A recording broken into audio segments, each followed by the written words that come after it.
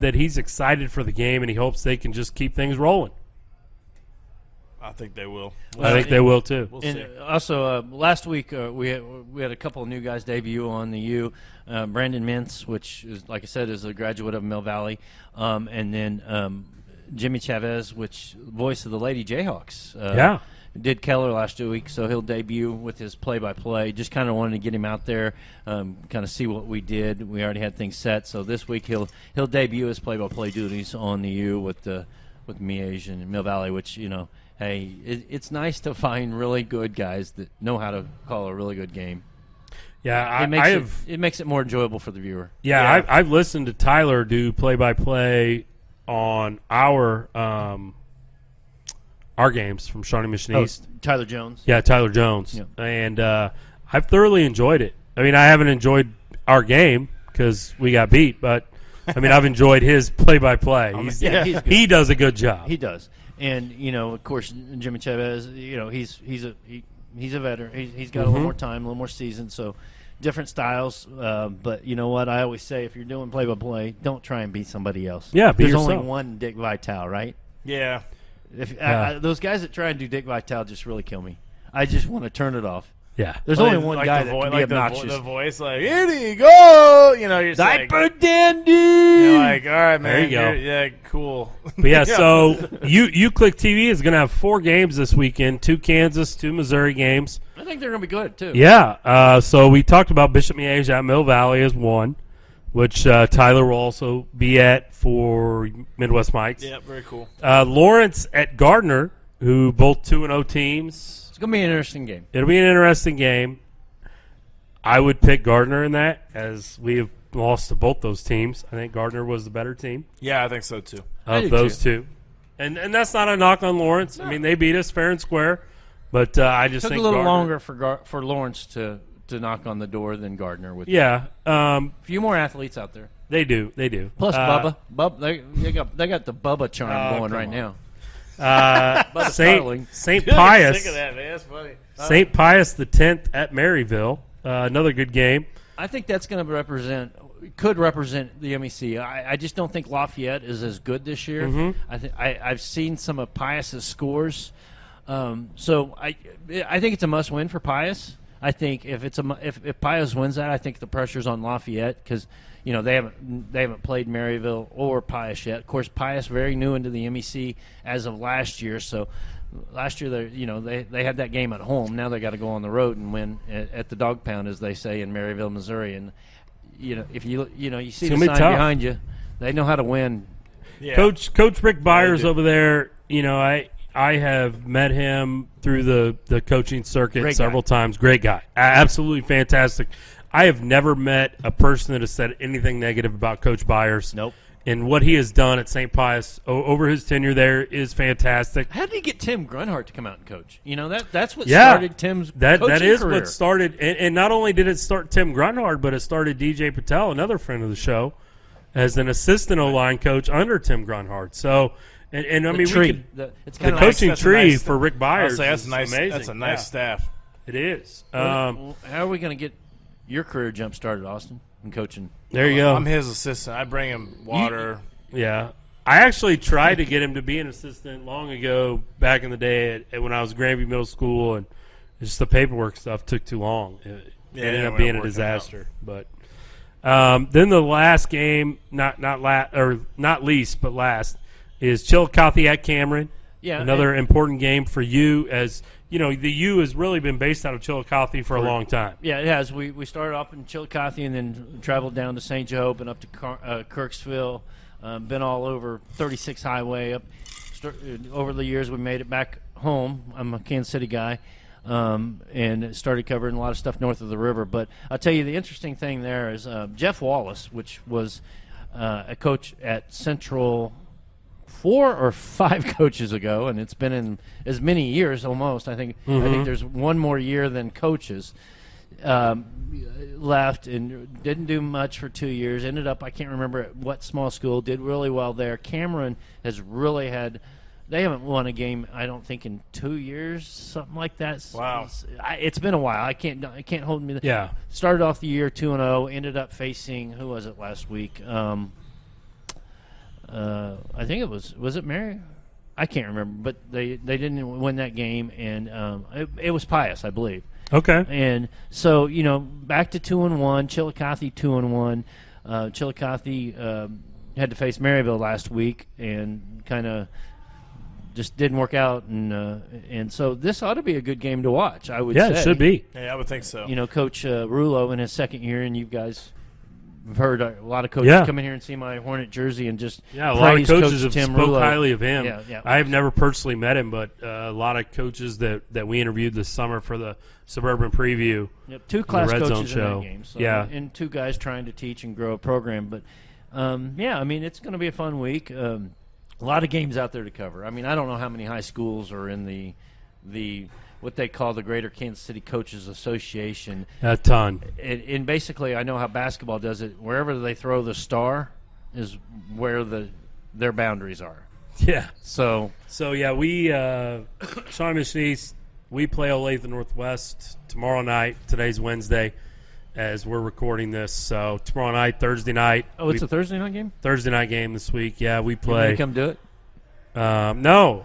I've been banned. Yeah, we have not had good luck with being live Has on the the head U. coach said that, or is it? No, Justin Hoover has not commented on us being on the U. But me, as the D-line coach, I may come out tomorrow, and if things aren't going well, I'll leave, and we'll see how. there you go. We'll test Maybe. the waters if you're. We'll be out at the Seaback College Austin, Boulevard what are you doing Athletic tomorrow night? Complex. Huh? What are you doing tomorrow night? I ain't going to that game. Why? I'm hanging out with my family. Yeah. Bring your family out. It's a family event. Made a little hot for that. We'll see. I don't know. Whatever. It's supposed to be We'll nice. See. We'll see. I Anyway. went out last night to. I'm gonna watch it on. I'm gonna watch it on the U. No, it's not going to be on the U. I'm this banned. week. He says he's bringing it out. He says No, I'm gonna come out. Oh, okay. Watch. Just Yeah. See, No. See if He's I. gonna come on. Yeah. No. So, do you want us to go to break or just keep going? No, I was going to say I went out to the Kansas City Roos ladies soccer game last night, and I'd never been to a D1 level girls soccer game or a D1 level boys soccer game. Fun stuff, man. Really?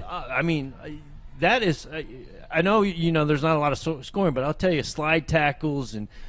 I think the girls' soccer is probably more aggressive than the boys. A lot of times you'll see boys standing around in certain sports, basketball, soccer. But I tell you what, those girls are fast, quick. Well, I met their coach a few weeks ago here in the studio when I was in here on a Friday, and great guy. But I've been banned from there, I think, too. They lost their first home game in a while last night, and I was Oh shoot! That's my school, UMKC. there. My wife's and my daughter both went there, so Yeah, there my you go. daughter's still going there. Good All right. stuff. She's a fifth-year senior. You got a college student and 2 houses.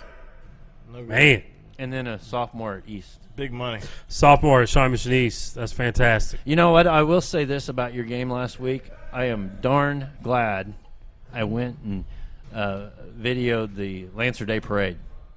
Yeah, because you got to fill in some time with that, I saw. My wife actually stayed home, because Sophie was still not at 100%. So my wife got to stay home, and you broadcasting the game on the U allowed her to watch it and know that I was not going to be in a good mood when I got home that Friday evening. Yeah. Well, that was great to have that for filler, and I will say this real quick about that. We've been in moved from here to Chillicothe about 11 years ago, and got used to the small town feel, parades and everything, and I didn't even think there was any really school in Kansas City that would have a parade for homecoming, more or less. Let's kick off the fall sports season with the parade, and it was really cool. Why weren't you in the parade? Well, so my first year I went to the Lancer Day Parade and, rode the float, did the deal and everything. And after that, I kind of was like, okay, I experienced it, and I'm good now. So I get there before all the – no, you should be What? you should get the Uber guy. I get there before the parade. Is he even trying? Wait, hold on a second. I get there before the parade stuff starts, and it's great for the kids. It's great for the school. It's great for the city. I love it. I have nothing against the Lancer Day Parade. Neat, though. It is. It is. It's like And- a small and town feel in the big city. everyone should experience it. But like I said, I experienced it. I enjoyed it. He But says good. I Austin, don't need it. I don't need it again. I'm good. I can see it now. hey, Uber guy, can we get there early? We got to decorate your We got to truck. decorate the car for the parade. And he's like, We gotta am I decorate getting the paid Uber. the whole time? They're like, yeah. He's like, Yeah. all right, I'm good. All right. No. But, yeah, anyway. So do you want us to go to break or you want us to just go ahead and go with the close? Go with the close. All right. So let's jump right into our power rankings for the week. Last week I went first every time, so this week you're going first every time. All right. Who you got at number 10? We'll roll these through pretty quick. Number 10, I got Minnesota Vikings. Boo. Running game really good. Kirk They're Cousins 1-1? not so good. They're 1-1. So Vikings 10. There you go. I have Houston at number 10. Last week they were not ranked for me, but a win this week, 1-1. They barely lost to New Orleans, so Houston number 10. New Orleans. No. They barely. They barely lost to New Orleans week 1, Oh yeah. and then week 2 they won. So 1-1. Beat, Indy. Yeah, I think so. Number Division 9. win. Number 9. Chi-Town Bears. Ooh. 1-1. Really, really good defense. Maybe the best in the NFL. The thing about Chicago is their head coach is an offensive guy, so Trubisky will get going. They're going to be just fine on offense. Trubisky will not get going. Chase Daniel will be the starter by week 8. Oof. Hey, if I'm me, that's a Mizzou dude. Either way, they're going to get their offense going. Let's just say that Nagy's a really good offensive mind, learning from Andy Reid. And their defense is sick. So, Bears number 9. All right, number 9 for me. Your 2-0 Buffalo Bills. 2-0, man. 2 wins. How you gonna argue with that? 2-0, baby. Buffalo Bills. Bills Mafia. Shout out. I'm happy for them. Okay, number 8.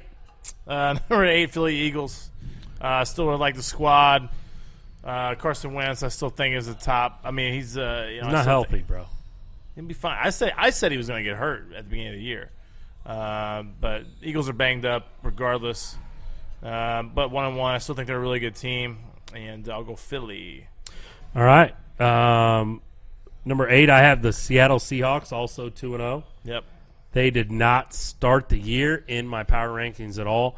They've won 2 games, though. And, Pete Carroll is always going to have a good team. And they're doing more than expected this year. So They are. Seattle Seahawks. Yeah, I'll roll into that. So my 7's the Seattle Seahawks. Same reasons. Pete Carroll, really good team. They play solid defense. Russell Wilson's a dynamic quarterback. Lockett's a good receiver. They just have a nice little built team. They're not going to win the division.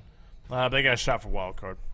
Yeah. Number 7 for me is the Green Bay Packers. Aaron Rodgers, 2-0. They struggled week 1 against a tough Bears defense, but they are 2-0, and you got Aaron Rodgers. And your probability of getting into the playoffs at 2-0 is much stronger than at 1-1. He looked really good on Sunday against. That was the game I watched before the Chiefs game, and I thought he looked really good against Minnesota, who I think actually has a pretty decent defense. He's played 2 good defenses, and they're 2-0. Yeah, he looks good. I thought Rodgers looked good just all the way around. So where are we at? 6? 6. Yeah, so I'll keep that going. I was leading into that. So my 6 is Packers. I really liked. I think the cool thing to see Rodgers do was against a very elite defense with Chicago. He did what he had to do to get the W. Just doing what he had to do, and because you'll see that you can't get in rhythm sometimes against these really, really good defenses. And so he did what he had to do to make the game work, and then got the win. And then last week against Minnesota, thought he looked really good actually. So my 6 is the Packers. My 6 is the LA Rams, up 1 from number 7 last week. Again, 2-0. They beat the Saints this week, which, Saints are without Drew Brees now for about 4 to 6 weeks. When did Brees get hurt? Early in the game. I started him in 2 fantasy leagues. He got half a point. Yeah. That's so I did not win in those 2 leagues. But I only lost by 5 points in both of those games. So I have to think if Brees played, no, that's not. But you would have won. Yeah, I still won. But he didn't. I still won this week. I started freaking canning. So yeah, number 6, I have the Los Angeles Rams. Number 5 for you. 5, I got the Baltimore Ravens. Too low.